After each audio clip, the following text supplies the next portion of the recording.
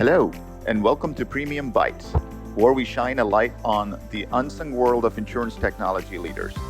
I am Sudhar Krishnamachari, one of your co-hosts, and with Samir Ahmed, our other co-host, we're here to have meaningful conversations about the evolving technology landscape inside the insurance industry. Let's acknowledge it. Being an insurance firm CIO or Chief Information Officer is one of the toughest leadership roles in today's world. You've got a risk-averse mindset baked into the very fabric of the industry, a legacy estate that must complement the modern tech, and a talent crisis from both the retiring side and next-gen recruiting side. And then you got the slower pace of innovation. We see it because we're right there in the trenches with you as consultants day in and day out. Our mission is to deep dive, have conversations that carry substance, offer practical insights, and help you validate and navigate the relevant challenges of being an effective CIO in the insurance sector. So thank you for joining us on this adventure. Let's jump right into our next conversation. Hey, Samir. Hey, Sudhar, how are you? Doing well. Good to be back on our next podcast. Yeah. We After had a bit of a break here with ITC and then the holidays, so back right, to regular programming. exactly right. No, I think ITC was great, and I really enjoyed the time we spent together. So I was looking forward to this next one. And once again, thank you for all of our supporters, listeners, audiences for the engagement that we have seen so far. So we appreciate it. I just want to tee this up real quick, Samir. We talked about AI in the first one, core monetization in the second one. So now we wanted to touch on a slightly broader topic on architecture and Agile, but I'll let you introduce the topic, Samir. Yeah, sounds good. So today we're going to talk about how Agile and architecture can coexist in an insurance organization despite the inherent tensions between these two concepts. And to do that, right, we should sort of talk a little bit about what do we mean when we say architecture, what do we mean when we say agile, talk a little bit about what are some fundamental motivations for each, why is there tension on the surface? One may There's think that. tension. I don't think there's any tension. No, I'm just kidding. Yeah, and In then more fact, to the point of our the purpose of our podcast, which is what can insurance tech leader do. So that's the plan. So let's get going. um, I have a lot of thoughts going in my mind when we say architecture, and are we talking about enterprise architecture or an application architecture, or are we talking about the concept of architecture? And I like to elaborate on this idea that I think we want to really focus on this concept of architecture, the principles of architecture. Along the same lines, also the idea that agile is also mindset versus a methodology versus a protocol versus a process, and we should just align on this idea that agile is a mindset instead of best practices in getting any objective accomplished is where we are focusing on. So what's your thought on, how should our audience think about the words architecture and agile?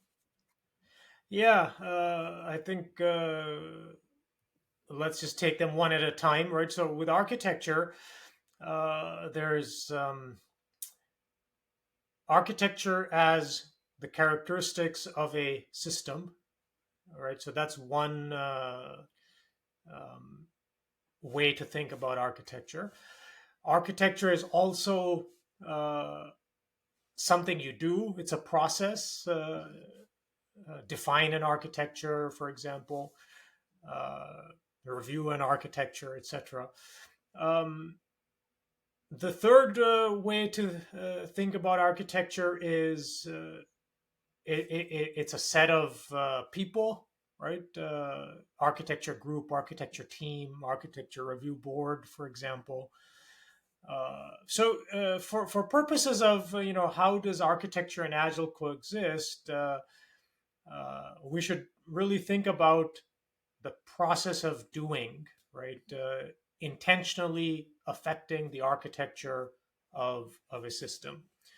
And I say that because, well, let's talk about Agile. So, Agile here, let's think of it as sometimes people say lowercase a, not uppercase a, by which they mean we're not talking about something very specific. We're talking about a general collection of principles, way of thinking, and way of developing software. Since we're talking about a way of developing software, which is also something you do, so we should also talk about architecture uh, in the sense of something you do. So, how's that sound to you?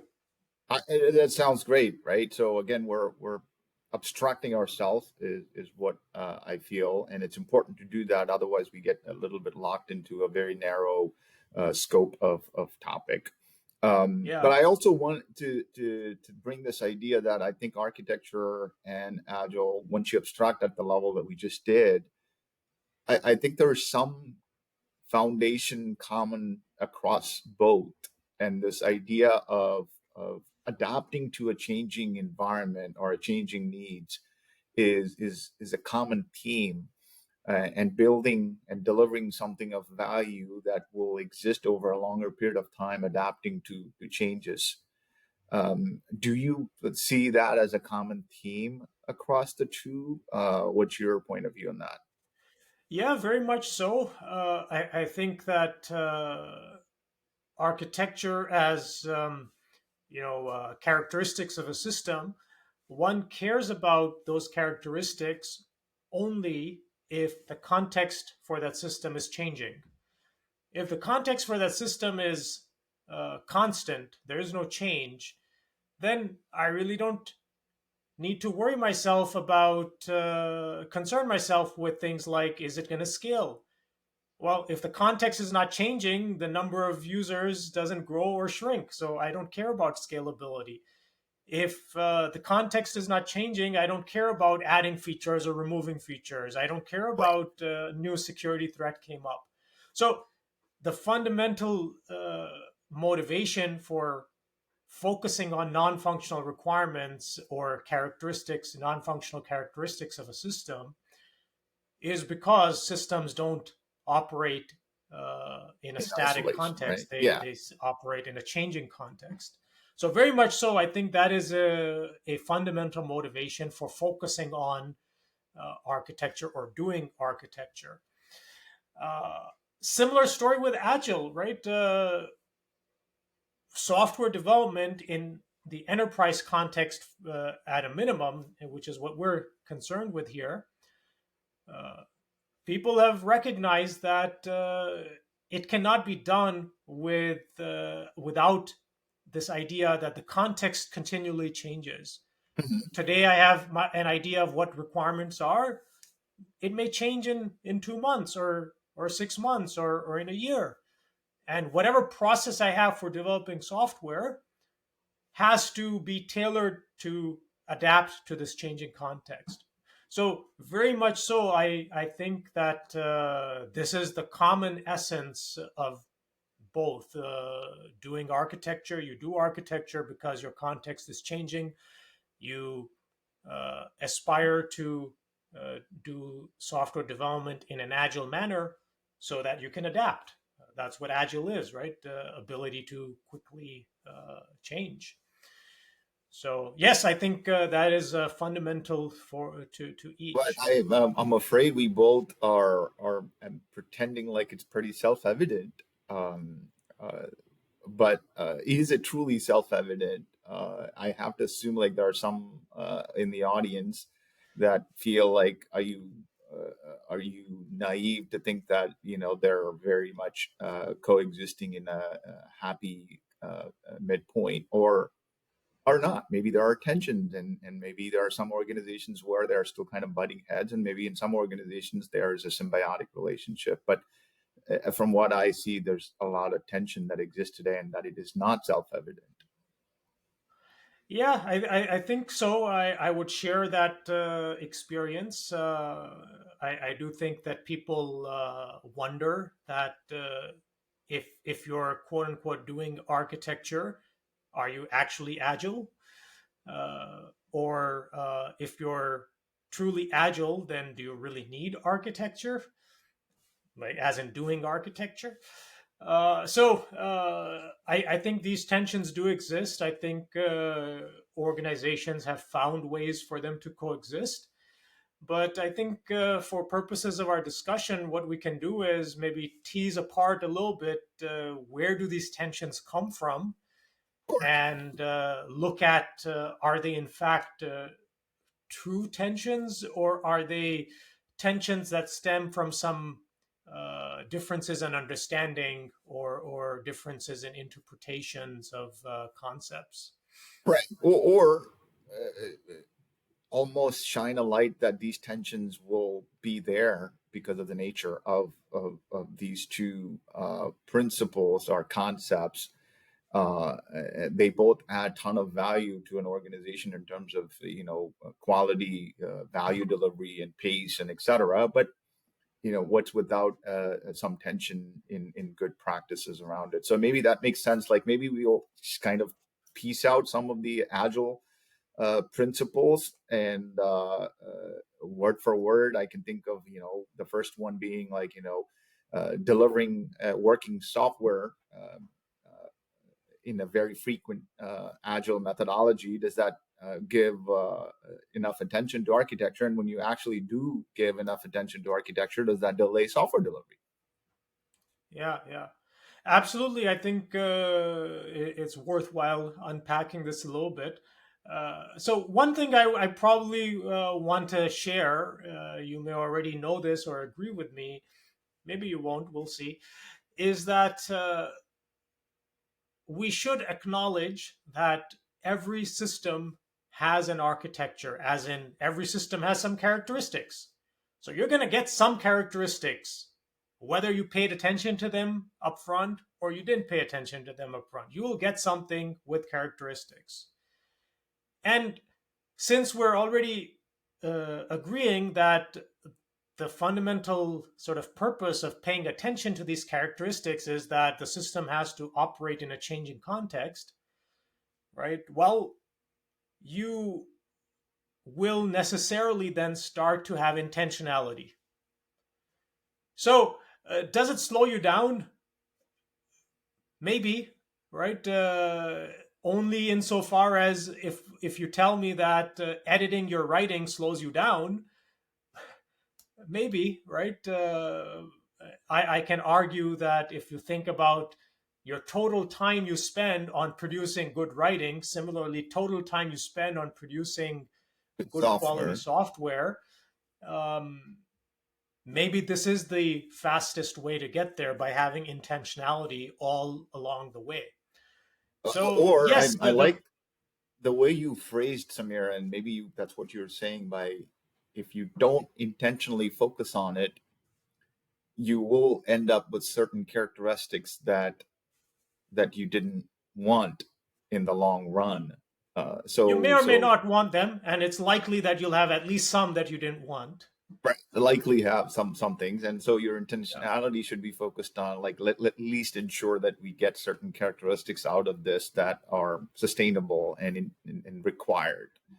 Yeah, Um, yeah, and it reminds me of another one of the, agile principles about simplicity, which is that it's the art of not doing something that need not be done, right? yeah, So, I, anyhow, so I think there is an element of if you're intentional, you're going to take slower steps. You're going to, produce software slower than if you're not intentional, only in the sense of banging out code, right? But in the sense of producing effective, good quality code, intentionality certainly doesn't slow you down. right. But just to be a devil's advocate and challenge ourselves in the spirit that I I I don't think the agile methodology explicitly ever said don't architect or don't um, pay attention to architecture or anything like that. They're almost saying that it will happen. You don't need a glorified architect to sit there and babysit you guys to get high quality software out there. Yeah, so I think you're pulling me into a little bit of a detour here, which is perfectly fine, right? Let's follow this path. So far, at least in my thinking, I've not talked about an architect, right? I've only talked about architecture, and you do architecture. So who does this? We've not really talked about. So you're now bringing that out. So let's unpack that a little bit. Um,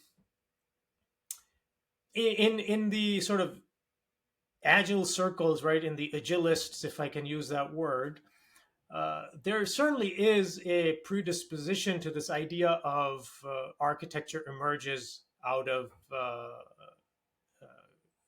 teams and systems, and it certainly ties back to the idea that yes, every system will have some architecture.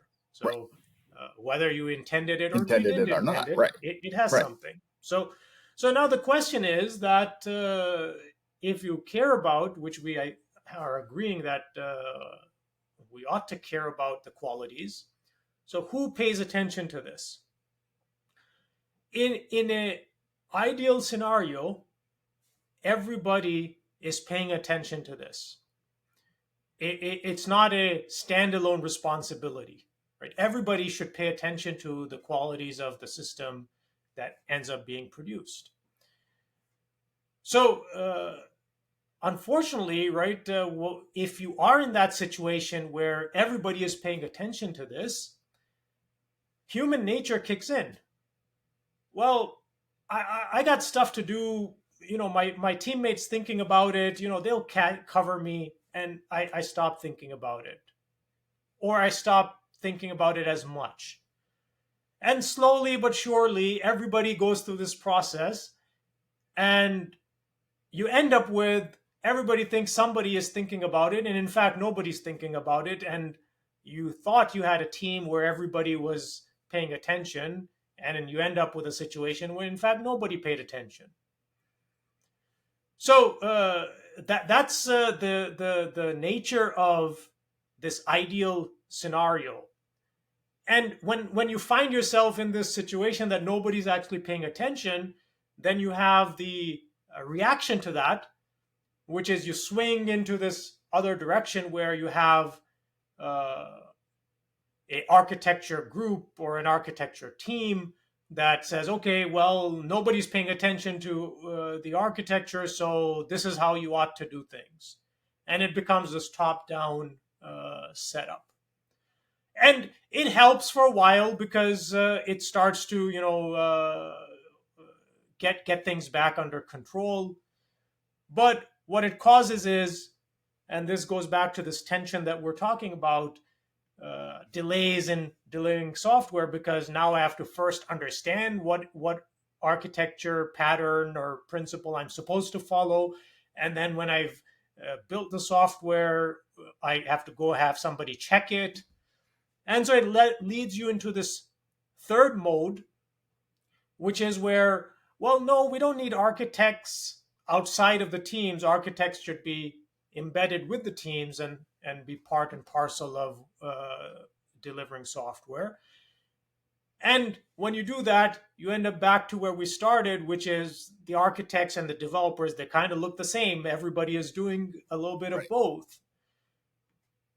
And then human nature kicks in, and you're back to nobody's paying attention, and you're into this land of And sort of free for in all. your mind, is there, when nobody's thinking about architecture, or a developer can certainly think about architecture and the concept, so there's nothing preventing a developer from doing it. But I think what we're talking about is the demands of the development work and the day-to-day responsibilities to deliver working code or whatnot, and getting too deep in the trenches uh, doesn't allow them to wear an architectural lens consistently and constantly. It, um, it, It's a little bit of both. Maybe I don't know exactly how much of each, but both phenomena are at play. What do I mean? What are the two? Um, Paying attention to architecture requires ability to have abstract thinking, generalize from the specific code into, hey, what characteristic will this manifest itself in? So this ability to have abstract thinking, right? Not everybody is equally capable in it, right? Some people are more capable, others are less capable. So there is a true skill differentiator here. And then there's also the demands, right? Even if I have the capability, I don't have the brain cycles to, exercise that capability. So I Or think the discipline, both correct. I right? think both are at play. In some teams, it's lack of capability. In other teams, it's lack of bandwidth. So Correct. So I think we acknowledge that tension a little bit, and I maybe I want to spend a minute or two in another tension around what's your perspective on this idea that architecture should be an emergent phenomena versus a prescriptive blueprint, that we should have architecture that automatically emerge as we start thinking about how to develop certain things, and maybe we should do some minimal documentation to meet the needs, but it doesn't need to be that we have a blueprint in order to do that. yeah, so I think certainly this tension can come in this form of right. People always talk about one of the fundamental 4 points of the Agile Manifesto, right? That we prefer working software over comprehensive documentation. Right. And so when you're talking about doing architecture in the form of there must be an architecture document and it must go through some gating steps and all this kind of process, that kind of process, yes, is antithetical to being agile. But it does not mean you abandon all documentation. It does not mean you abandon all process that has to do with thinking ahead and turning off your brain and just focusing on the code. Right. So there are extremes here, I think, and when you find yourself in an extreme, then yes, this tension will Will be come. there, and I guess that's the other point we want to acknowledge is that just inherent. Yeah, yeah. But I don't know that I commented on your question of should architecture be emergent? And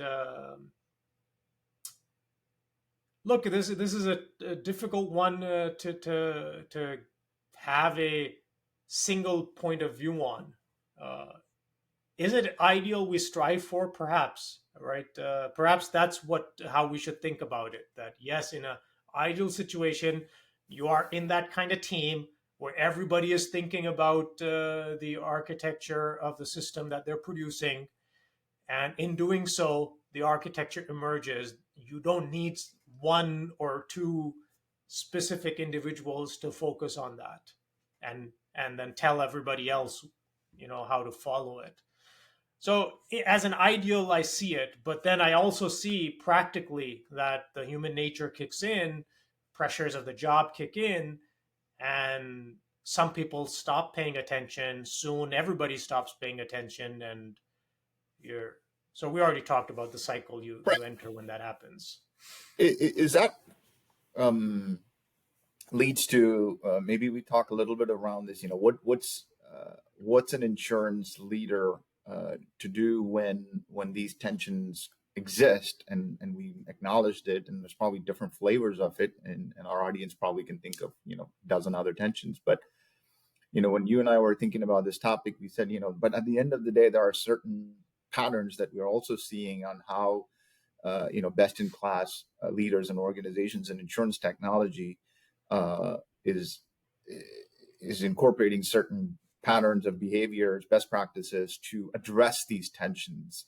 So in your Yeah. mind, what would be a top way to address this? And again, I don't think anyone is saying like they're just waiting to do this. Some of these are already happening over the last few years, but I'm curious which ones we think are worthwhile highlighting. Yeah, yeah. So if I guide myself by this ideal, right, that you have a team where everybody is committed to paying attention to the architecture that the system they're producing will have. Um, Inherent in it, right, is that everybody has assumed a responsibility for the architecture of that system. And a way to generalize this from a insurance org leadership perspective is that hold delivery teams responsible for the architecture. This will prevent you from these situations where you have centralized architecture teams that are prescribing how um, uh, delivery teams should function, right? So that's what the antidote to that is.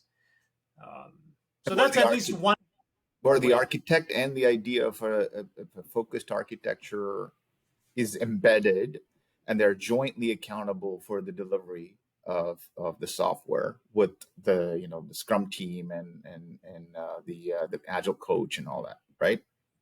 Yeah, yeah, and some flexibility, right? That there could be a team where there is a person with a role called architect, and there could be another team where there is no person with a role called architect because everybody is taking that responsibility.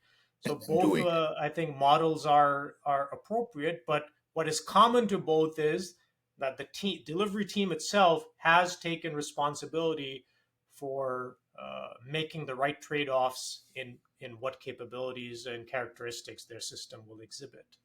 That makes sense. That makes sense. Another one that comes to my mind is this idea of maintaining a certain degree of architectural patterns and guidelines, but not necessarily stipulate um, spelled out standards, uh, but allow the autonomy for the agile team to deviate when necessary.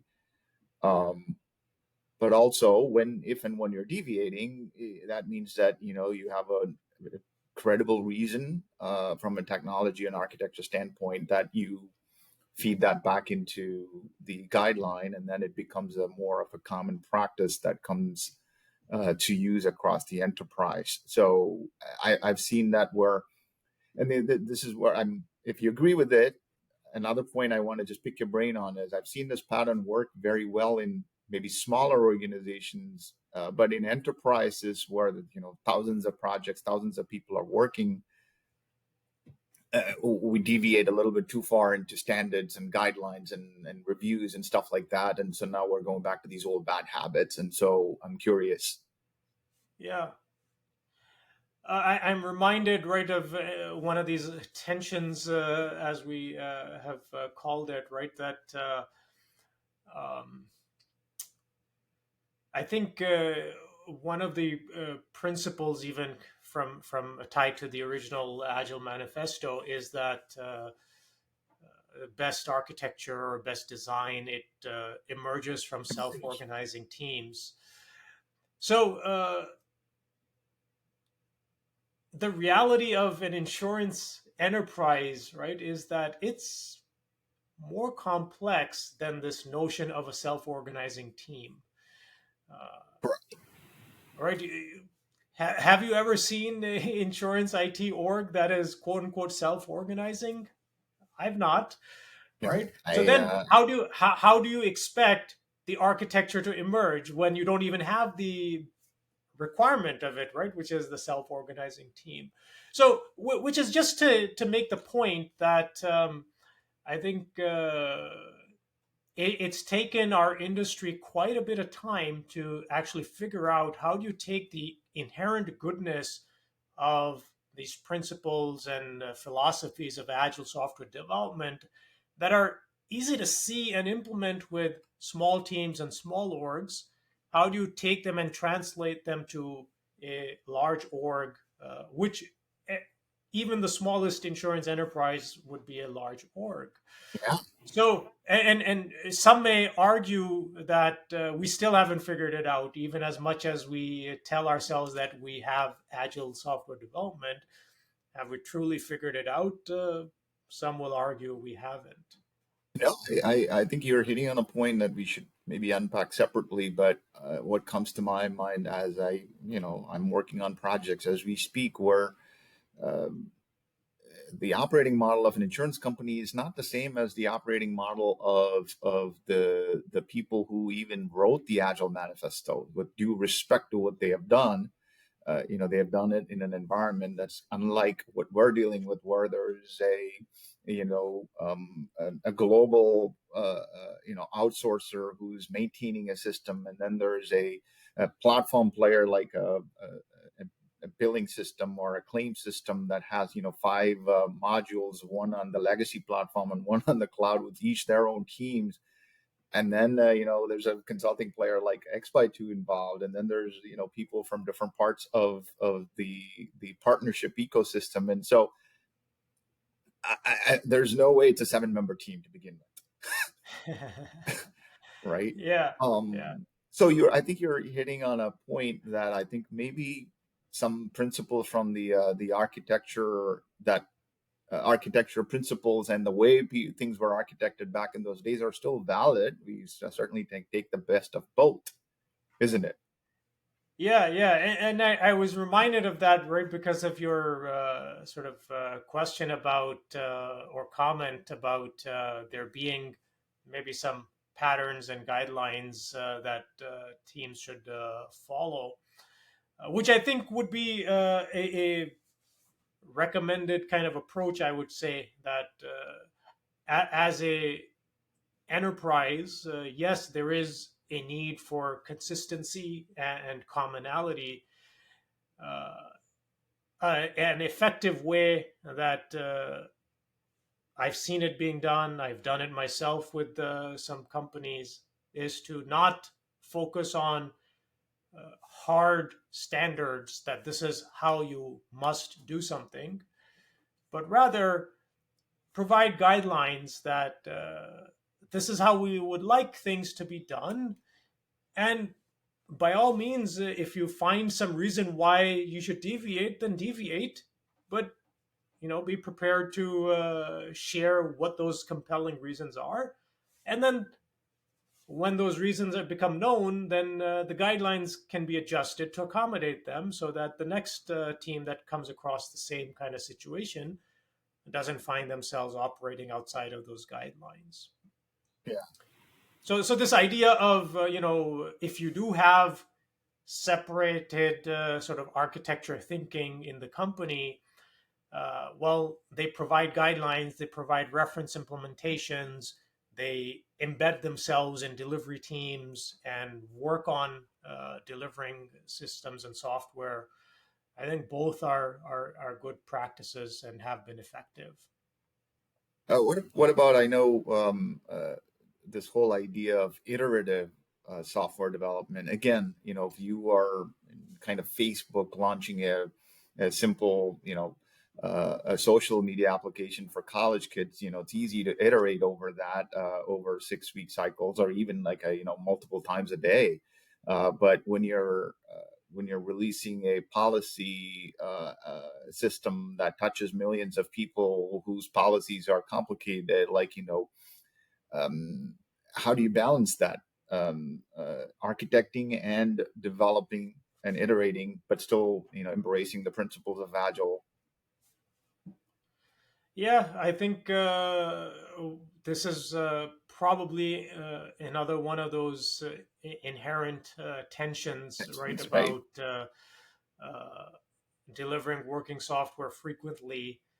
And in an enterprise, you're talking about, it takes 12 months, 18 months to implement any reasonable project, right? It So still whereas does, right? the I think what Samir, I want to just shine a light on what you just said. It's 2023, perhaps almost over. And Yeah. guess what? It still does take 12 months, if not more. And no Yeah. matter what people might claim, there may be a consumer application or a website design that could be done faster than that. But anything that is materially core to the company takes time. Yeah. Yeah. So I do think that planning for iterations is appropriate, right? We should just acknowledge that we will have to iterate on something. What happens, right? I think is that people uh, think that redoing something is a bad thing. I did it, then I did it again, and then I did it again. Why? Because the previous one was bad. Well, do it right the first time. This is kind of the thinking that we find ourselves in. When the reality, right, is that sometimes, most times, I would argue, uh, one cannot come up with the quote unquote do it right the first time, right? You don't know what the right way is the first time. So you do a little bit and you try it, and then you figure out what is not right, and then you go back and do it better, and you get something that is better but still not what you want. So then you figure out, okay, what still is left, and you go back and uh, do it again. So this idea of iterating is very much part and parcel of good software development, but we frame it for ourselves in ways where we start thinking about, oh, I did it wrong the first time, therefore I have to do it. That was In your bad. experience, given the complexity of the kind of work that we do deal with in insurance, like what's a typical iterative cycle that balances the agile principles, but also manages the complexity and the nuances of this big ass system that we deal with? Yeah, I don't know that I can tell you what is a typical cycle. I guess it will depend on the size of the feature or the feature set that we're talking about. But practically speaking, right, the way this manifests itself and the way agile kind of principle can be applied is simply implement a feature that exhibits the characteristic in the most minimal way that is still whole, and put it in the hands of the users and get the feedback, and then incorporate that feedback. And this idea of plan for iterating, that's what this means, right? That account for the fact that you will have to go through this iterative cycle to get to an quality and usable end product. So that's what I just meant there. That and by the way, right? If you allow me, we do this all the time in let's say writing. Have you ever written any reasonably sized piece of writing the way it is finalized? No, you write a draft, then you revise it, then you revise it, and in the end you get something good quality. You didn't write the first paragraph perfected, then write the second paragraph perfected, then write the third paragraph perfected. No, you wrote the whole thing, then you revise the whole thing, then you revise again, and you revise again, and maybe after 3, 4, 5 revisions you end up with something you like. Software is no different. So somehow we give iteration, like I said, we frame it in our minds as, oh, I did it wrong the first time, so Correct. I think then our hands get slapped, and we that's well said, deviate and from I this. think reminds everyone that it's about continuous improvement. So there's always good value delivered in every iteration, and that you're improving on that. Whether maybe you're not delivering new customer value, but you're delivering more architecture value or engineering value or whatnot, right? Yeah, absolutely. Yeah. Hey, so we're nearing the allocated time that I see here. So I'm thinking that maybe we hit on those three. What should an insurance leader do? Maybe we should pull that back, and I think you had a good way to summarize that as what should an organization's leader do when they're behooved by this? Yeah, so I think one point I would make is right, just to summarize that what we've seen to be effective is embed architecture responsibility within the delivery teams. Second is recognize that as an enterprise, you will have some commonality that is desirable. So define that as guidelines and still empower teams to deviate when necessary, ask them to have compelling reasons to deviate, and then incorporate that back into the guidelines through some feedback loop. And number three is that plan for iterating. And that is what will improve the functionality. It will, it is an agile approach to implementation, and it will allow architecture characteristics to emerge in a healthy way. Yeah. So that's some basic kind of techniques that we and found also effective. to the point that we've been discussing is that I think most CIOs are also recognizing that this tension will be inherent, like we said, and that this whole cyclical process is the way of being in an insurance technology organizations going forward. So instead of trying to solve for it, it's almost like there's really no permanent solution. And I like the word, I think you had used the word called dynamic equilibrium, said that. So we're in a constant search for that equilibrium, and that it's always going to be swinging, and that we put some of these patterns and practices to arrive at an equilibrium, but constantly adjust. Yeah, that is a way I sometimes think about it, is that ideal team that we were talking about is that it's difficult to maintain that, right? So it will either deviate into nobody's thinking about architecture, or it will deviate into architecture is being thought about outside of the team. But then the forces are such that they bring you back into everybody is thinking about it.